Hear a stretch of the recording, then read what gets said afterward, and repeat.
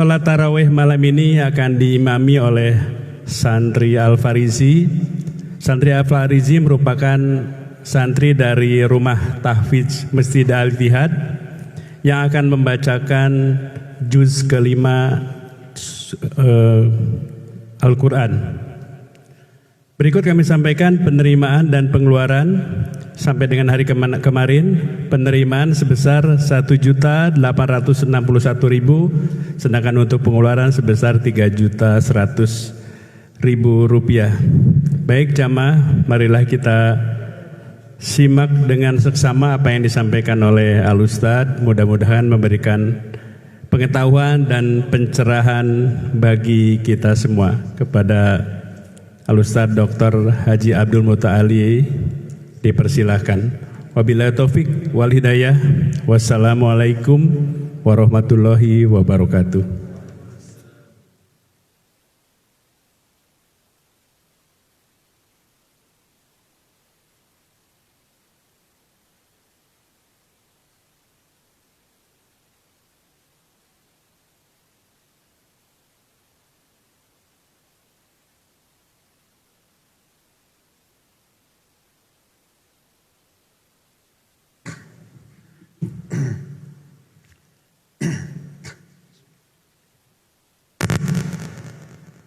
Assalamualaikum warahmatullahi wabarakatuh. Bismillah wassalatu ala rasulillah. La hawla wa la quwwata illa billah. Rabbi shrah li sadri wa yassir li amri wahlul 'uqdatam min lisani yafqahu qawli waj'al li waziran min ahli amma ba'd. Ibu bapak, para guru, para asatidzah, para alim ulama, jamaah salat tarawih Masjid Al-Ittihad, ikhwafillah yang dimuliakan Allah. Makhluk yang amat berbahagia dengan datangnya bulan Ramadan adalah guru kita, orang tua kita, keluarga kita, sahabat kita yang sudah wafat mendahului kita. Dalam sebuah hadis sahih, Rasul sallallahu alaihi wasallam bersabda, "Lau sami'tum nida'a sa'idatihim." Andaikan kalian bisa mendengar sukacita orang yang sudah wafat.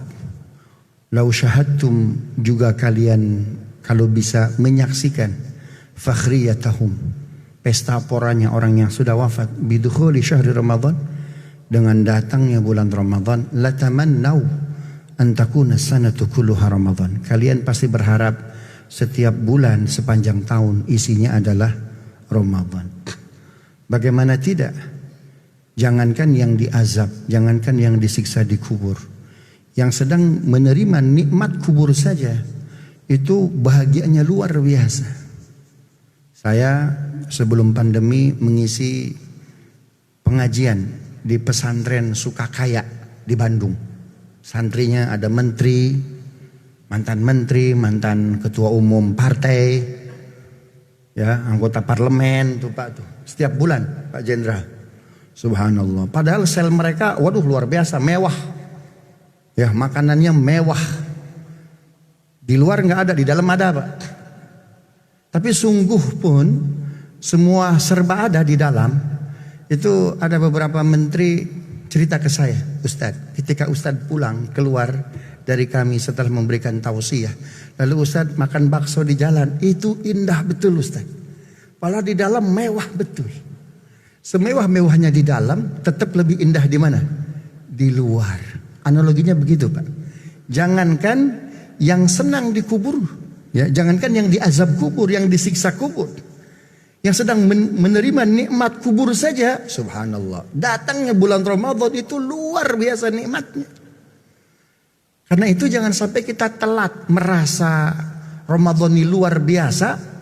Kita bahagia dengan datangnya bulan Ramadan, telat, udah wafat baru merasa bahagia, itu nasi sudah jadi bubur. Imam Bukhari, ya, sebelum kita masuk ke tema. Ini padahal 5 menit aja tadi kata Pak Muzammil aja nih ya.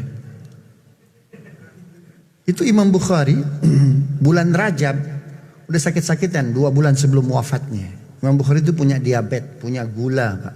Makanya bapak ibu yang kena gula jangan bersedih hati. Imam Bukhari kena gula. Jangan-jangan keturunan Imam Bukhari. Ya, itu saja tuh Hadus bin Nimahnya begitu. Ambil nilai positifnya. Beliau sudah punya firasat, karena firasat orang yang beriman itu pasti benar. Ittaqu firasatal mu'minin. Sudah mulai sakit-sakitan. Ya Rabb, barik lana fi Rajab wa Sya'ban wa balighna Ramadan. Andaikan kau wafatkan jangan di Rajab, jangan di Ramadan, jangan di Sya'ban, kalau bisa di Ramadan. Subhanallah. Beliau udah merasa tuh, Pak. Walaupun sebagian kalangan ahli hadis ya mengatakan doa itu bermasalah, nggak mungkin dijadikan doa oleh Imam Bukhari, walaupun doa itu tidak ada dalam Sahih Bukhari. Tapi Imam Bukhari selalu berdoa dengan doa itu. Kalau kau wafatkan saya jangan di Rajab ya Rabb, jangan di Sya'ban, di Ramadan. Pada saat yang bersamaan ada 600 hadis belum selesai beliau seleksi mana yang mutawatir, mana yang ahad, mana yang sahih, mana yang hasan, mana yang dhaif. Jadi masih ada PR. Ya Rabb, balighna Ramadan. Ternyata Allah panjangkan umurnya sampai Ramadan, sampai beliau bisa menyelesaikan puasa Ramadan. Selesai maghrib 1 Syawal, itu semua hadis selesai. Beliau sholat maghrib di 1 Syawal, habis sholat beliau wafat. Wafatnya puas betul, tersenyum, Pak. Orang kalau kenal Ramadan, Pak, dia tidak akan menjadikan Ramadan ini sia-sia. Dia bedakan bulan ini dengan bulan yang lain. Tak kenal maka ta'aruf. Iya, kenali Ramadan ini. Ada orang, Pak, ini cupang berapa harganya? 3 juta. Masa 3 juta? Di pasar Pondok Labu lele sekilo 20.000. Cupang di kilo. Gimana ceritanya? Pak, ini arwana berapa harganya? 50 juta. Masa di pasar Pondok Labu nilai 15.000. Nggak bisa ikan arwana, ikan cupang di kilo, Pak. Dia nggak kenal tuh istimewanya cupang. Dia nggak kenal istimewanya ikan arwana. Maka yang mengenal Ramadan itu hanya orang istimewa, Pak. Kenapa kita nggak kenal Ramadan? Pertama, karena kurangnya ilmu. Maka kita mesti ngedekatin guru, ulama, baca kitab, taklim, pesantren. Yang kedua, ngeri nih Pak, kata Ali bin Abi Thalib. Enggak kenal Ramadan karena dosa. Imam Al-Ghazali dalam Ihya ngambil fatwanya Imam Ali bin Abi Thalib. Kita ini punya dosa, jenisnya ada 5. 1 ada dosa nempel, Pak. Dosa nempel. Sesuatu yang nempel dia akan terbang. Bagaimana caranya, Pak? Ditiup. Cukup istighfar, cukup wudu. Itu dosa paling ringan, Pak. Yang kedua ada dosa yang tertanam. Kalau tertanam bagaimana caranya agar dia hilang, Pak? Digali. Ini dosa terkait harta, Pak. Koruptor, makan harta haram, enggak mengeluarkan zakat. Subhanallah. Kalau penyakit ada diabetes, maka dia bisa menghantam dosa yang lain, Pak. Bisa menghantam penyakit yang lain. Diabetes, jantung, ginjal. Dosa pun ada dosa diabetes, Pak. Ya, orang yang melakukan dosa diabetes tuh dia enggak berhenti di dosa itu. Dia akan hajar tuh dosa yang lain. Dosa kedua ya yang akan dia hajar orang yang punya dosa diabetes apa itu, Pak? Suhulatul kidz. Orang yang mudah berdusta. Dosa apa sih dosa diabetes? Aklul haram. Memakan harta haram. Kata Imam Ghazali dalam Ihya, ini level dosanya dosa tertanam, Pak. Tertimbun dia. Maka dia akan menghajar dosa kedua. Apa itu? Mudah bohong, mudah dusta. Makanya kalau kita mendapatkan orang bohong terus, dusta terus tuh, Pak, pasti ada masalah dengan perutnya, Pak. Yang ketiga yang akan dia hajar dosa ketiga apa itu? Khianat, gampang khianat. Yang ngeri dosa keempat nih yang akan dia lakukan apa itu? Zina. Fakultas Psikologi kampus terbesar di Republik ini melakukan riset. Ya, saya ikut sebagai salah seorang penelitinya terhadap para koruptor yang sudah inkrah di Tipikor 2012 sampai 2019. Ternyata setelah dilakukan riset, ya, para koruptor 98% pernah melakukan zina. Hati-hati, Pak. Itu dosa aklul haram, makan harta haram tuh dosa diabetes dia. Istilah Imam Ghazali, dosa yang tertanam. Bagaimana caranya? Cabut. Kalau dicabut apa? Keluarkan yang bukan hak kita. Makanya salah satu tujuan puasa Al-Baqarah 188. Ya ayyuhalladzina amanu la ta'kulu amwalakum bainakum bil batil wa tudlu biha ilal hukam. Jangan kau klaim harta orang walaupun kau bawa ke pengadilan lalu hakim memenangkan kamu, padahal itu harta orang diklaim karena kau punya duit menang. Hati-hati Pak, itu dosa tertanam. Maka dosa tertanam dimakan anak, dimakan istri. Kedua, yang ketiga, dosa yang tenggelam. Orang tenggelam, bagaimana cara diselamatkannya Pak? Orang tenggelam, bagaimana cara nyelamatin orang yang tenggelam? Hah? Gimana caranya menyelamatkannya? Kirim penyelam. Penyelam itu profesional Pak. Nggak bisa orang, banyak kan cerita itu, kanal timur, kanal barat, ada anak tenggelam, temennya bantu padahal dia nggak bisa berenang, ikut mati dua-duanya. Kenapa? Penyelam itu mesti profesional. Kalau kita punya dosa yang tenggelam Pak, kita mesti punya guru yang arif billah, seperti seorang penyelam yang profesional. Mesti punya guru yang arif billah, yang kenal Allah Pak. Subhanallah. Dosa tenggelam ini dosa apa Pak? Dosa zina. Subhanallah. Dosa qadzaf, tarikus sholat. Bahaya nih Pak. Ini dosa yang tenggelam. Ini dosa yang terkait integritas dan mohon maaf kemaluan. Itu tenggelam Pak. Mesti ada yang menyelamatkan. Yang keempat, dosa berkarat. Ini belum masuk ke materi ini. Ini masih pengantar nih. Ya, dosa yang berkarat. Besi karatan, baja karatan, kaca karatan. Bagaimana cara menghilangkan karat tuh Pak? Bisa disembor pakai air cukup nggak? Nggak bisa. Pakai ditiup? Nggak bisa. Bagaimana caranya? Gosok. Subhanallah. Bapak pernah melihat tukang tambal nggak? Tambal ban, ya kan? Si tambal ban itu kan sebelum nempelin tambelannya kan digosok tuh ya. Sebelum digosok diapain tuh? Untuk mengetahui ada berapa bocornya sih?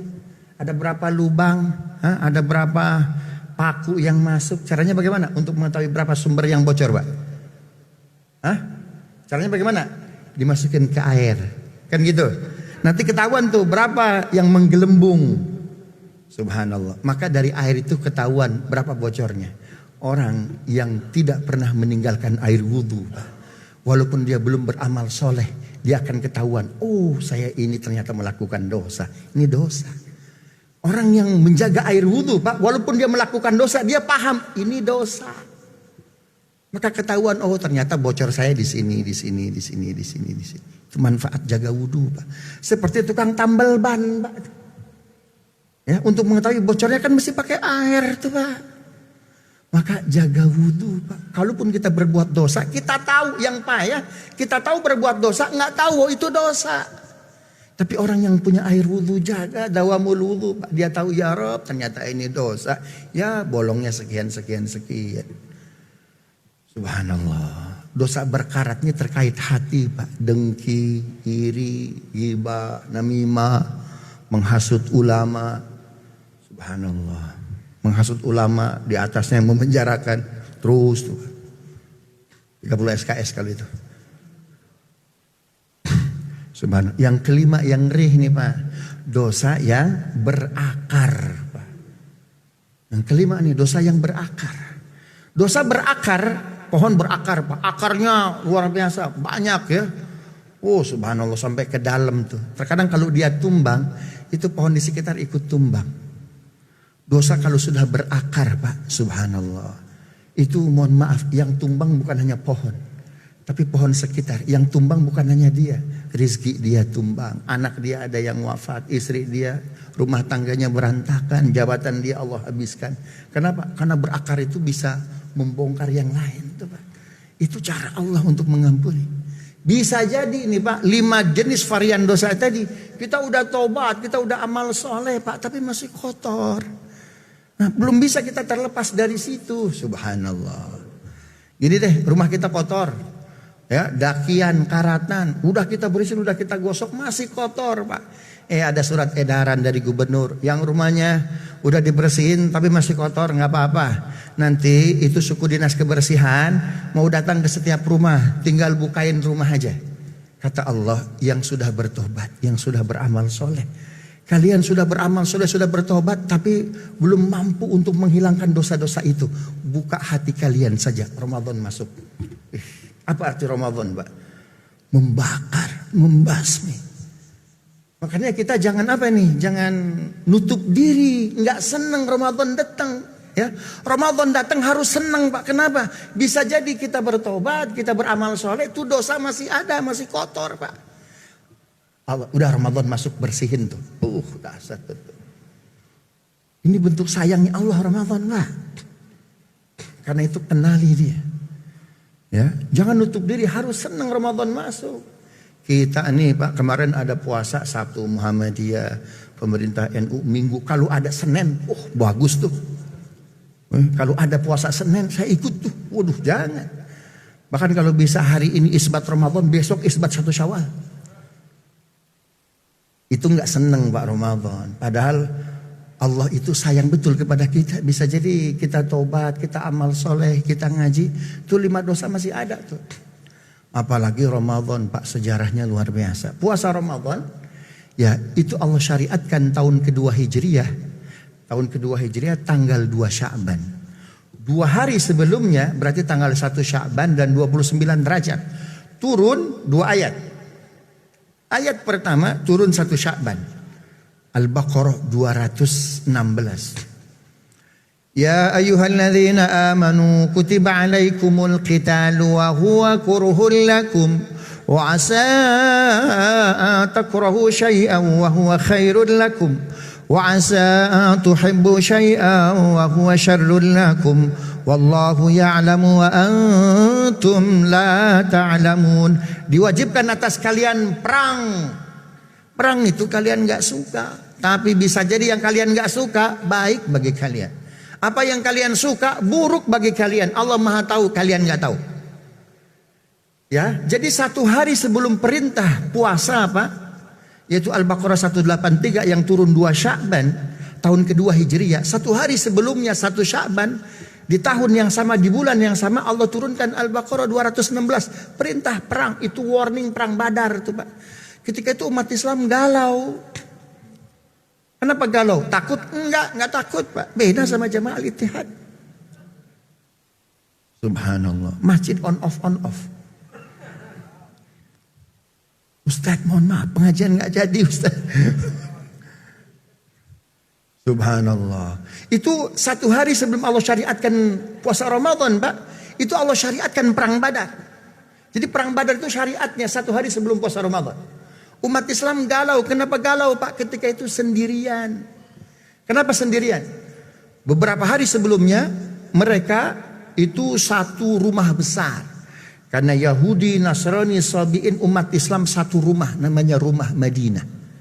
Mereka baru saja menandatangani 48 pasal piagam Madinah.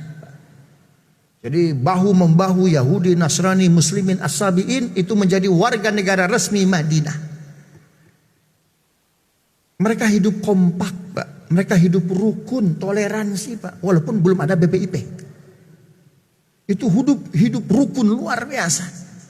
Allah gambarkan rukunnya umat Islam Yahudi Nasrani kala itu dalam surat Al-Baqarah 62. Innal ladzina amanu wal ladzina hadu wan nasara wasabiina man amana billahi wal yawmil akhir wa amila salihan falahum ajrun 'inda rabbihim wa la khaufun 'alaihim wa la hum yahzanun. Sesungguhnya orang yang beriman dari kalangan muslimin Yahudi Nasrani as-sabiin semuanya sama orang yang beriman. Ketika mereka beramal soleh baginya pahala yang besar. Tuh lihat. Akhirnya ada kelompok ke-5, ke-6, ke-7, ke-8 yang gak senang. Ya, terjadi kerukunan hidup antar umat beragama. Gak senang nih Pak. Wah gak boleh nih Islam, Yahudi, Nasrani, Sabi'in bersatu, gak boleh. Siapa? Kufar Quraisy Pak. Gak boleh terjadi kerukunan. Ya, gak boleh terjadi persatuan. Harus terjadi apa? Kekacauan. Akhirnya kufar Quraisy mengirim pasukan ke Syam. Tapi ya agar nggak kelihatan ini pasukan perang Pak, judulnya apa? Kafilah dagang.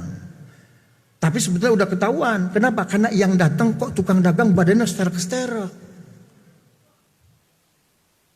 Jangan diinterpretasi. Ya, ini katanya dagang tapi kok badannya sterek-sterek. Subhanallah, gimana sih ini? Nah, Mekah Syam itu kan mesti lewat Madinah Pak. Ini pasukan dagang ini, pasukan perang ini dipimpin oleh siapa? Abu Sufyan. Sebelum sampai ke Syam, transit dulu di mana? Di Kemayoran. Badar itu Pak, kalau hari ini Kemayoran. Kenapa? Orang kaya zaman jahiliyah itu kalau mengadakan pesta di mana? Di Badar. Kan PRJ itu Pak tuh, Pekan Raya Jakarta. Itu tanah lapang luas Pak. Kenapa? Karena sumur Badar itu airnya manis. Kalau kata iklan, kayak ada manis-manisnya. Nah itu air Badar itu Pak tuh. Subhanallah. Akhirnya mereka transit di Badar. Badar Madinah 250 kilo. Malam hari Abu Sufyan dia susun pasukan elit Pak. Menyusup ke kota Madinah. Dibakar sinagog. Subhanallah. Dibakarlah sinagog Pak. Akhirnya orang-orang Yahudi, ini gimana sih Muhammad sama sahabatnya, kita kan baru saja menandatangani 48 pasal piagam Madinah. Tapi kok ini sinagog kita dibakar. Nanti dulu antar umat Yahudi ngobrol tuh Pak. Bukan tentu Muhammad, bisa jadi orang Nasrani yang bakar kita. Buktinya gereja gak dibakar. Malam harinya Pak Abu Sufyan bikin lagi pasukan elit, dibakar gereja. Akhirnya Nasrani Yahudi mereka kecewa. Ini pelakunya nggak ada lain kecuali Muhammad dan sahabatnya. Subhanallah. Besok Yahudi Nasrani Pak ceritanya Pak mau membakar Masjid Nabawi juga. Dan setelah itu mereka akan mengatakan kami keluar dari koalisi Madinah.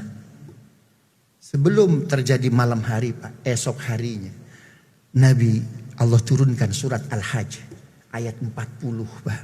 Siapa pelaku pembakaran gereja, siapa pelaku pembakaran sinagog.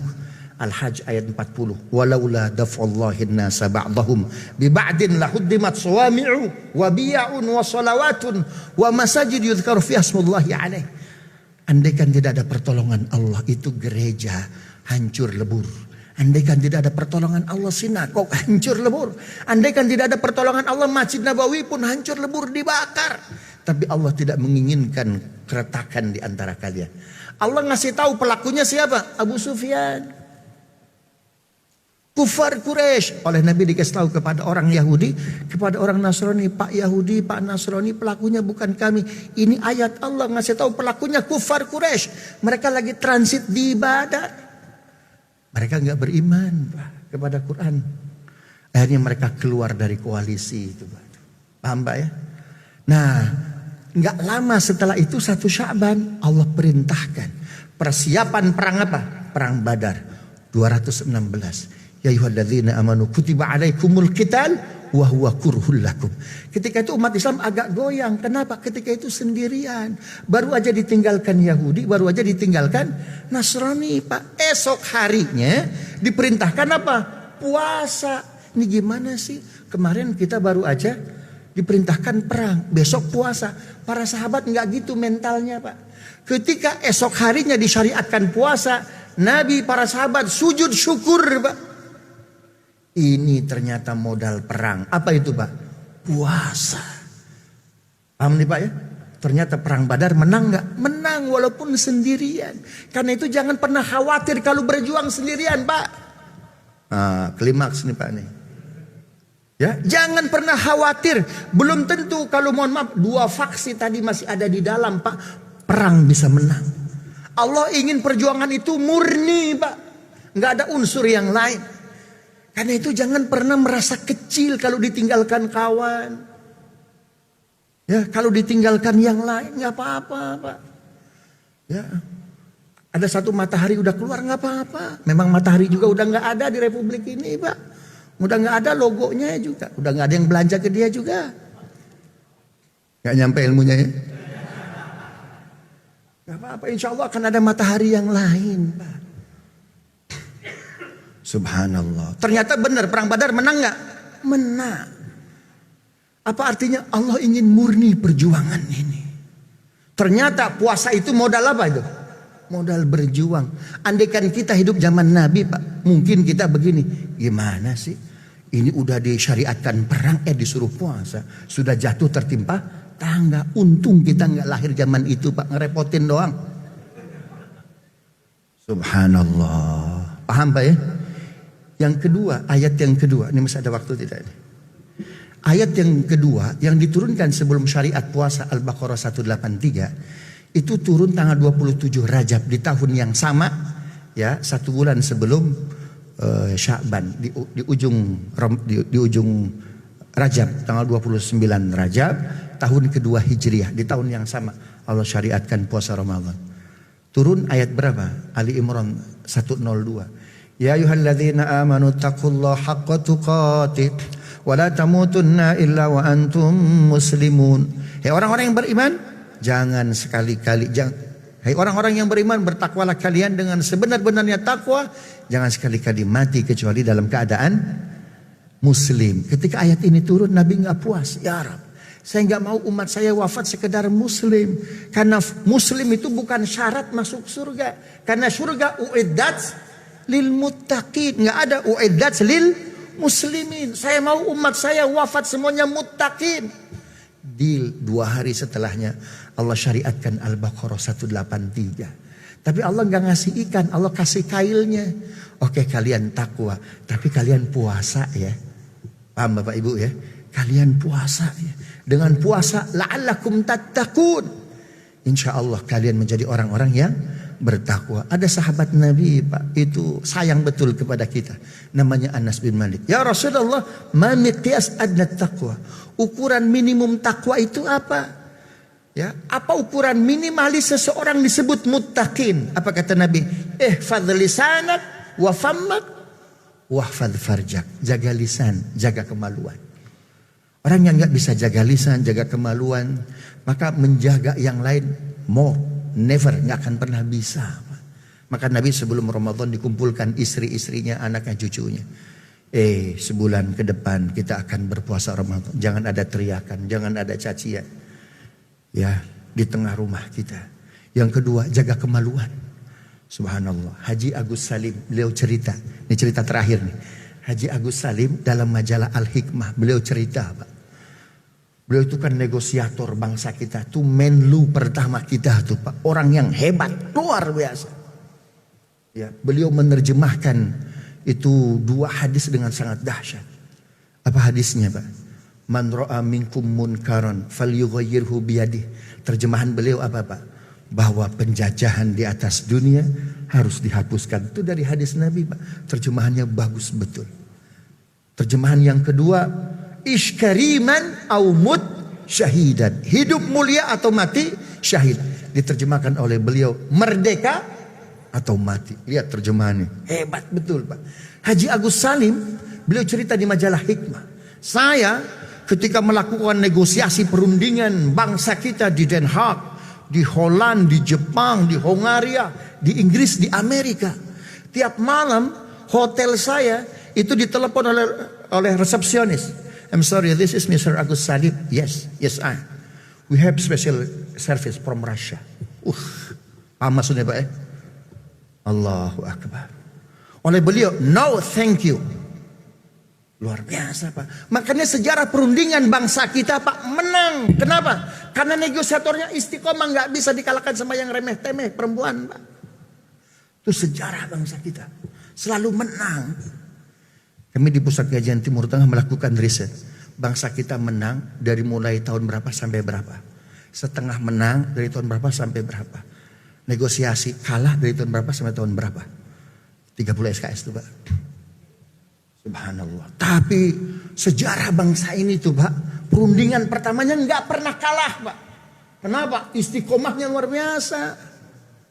Nggak bisa dibeli, nggak bisa dikalahkan sama yang remeh-temeh, Pak. Orang, mohon maaf, kalau dia dikalahkan oleh hawa nafsu, Pak, sudah selesai. Maka jangan diberi amanah. Mudah-mudahan bermanfaat. Billahi taufiq wal hidayah, wal ridha wal inayah. Assalamualaikum warahmatullahi wabarakatuh.